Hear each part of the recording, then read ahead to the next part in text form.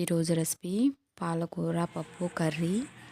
దీనికి కావాల్సినవి పాలకూర, టమాటో, ఉల్లిపాయ, పచ్చిమిర్చి, ఆవాలు, జీలకర్ర, వెల్లుల్లి, కరివేపాకు.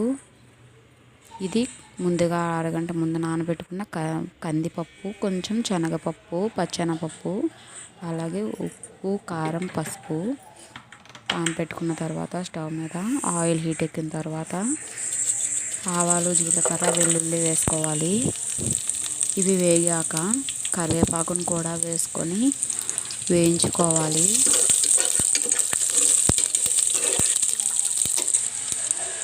ఇలా వేగిన దాంట్లో ఉల్లిపాయ, పచ్చిమిర్చి వేసుకోవాలి.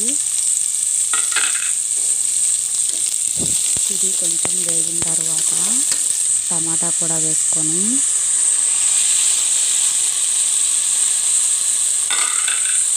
ఇది ఒకసారి కలుపుకొని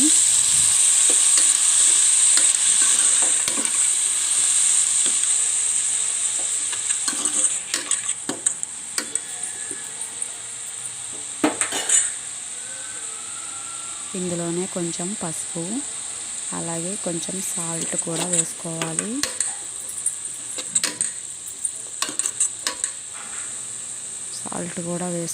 సాల్ట్ వేసుకుంటే టమాటా, ఉల్లిపాయ త్వరగా మగ్గుతాయి.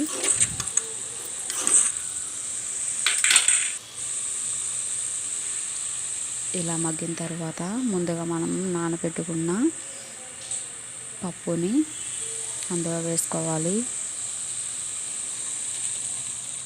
వేసుకొని బాగా కలిపి దీనిని కూడా కొంచెం లిడ్ పెట్టి బాగా మగ్గించాలి.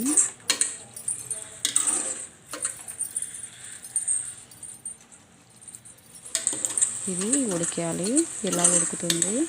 పప్పు కూడా ఆల్రెడీ కొంచెం ఉడికే ఉంటుంది. ఇలా ఉడికిన తర్వాత పాలకూర, ముందుగా కడిగి పెట్టుకున్న పాలకూరని ఇందులో వేసుకోవాలి.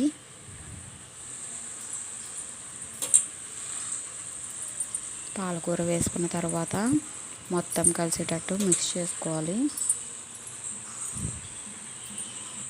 బాగా కలుపుకొని కొంచెం ఇది మాత్రం మూత పెట్టి ఒక 5 to 6 minutes ఉడకాలి. ఇలా అవుతుంది. ఇలా ఉడికిన తర్వాత కారం, కొంచెం మనకు తగినంత సాల్ట్ వేసుకొని, అలాగే గరం మసాలా కూడా కొంచెం వేసుకొని కలుపుకున్న తర్వాత కొంచెం వాటర్ కూడా యాడ్ చేసుకోవాలి. వాటర్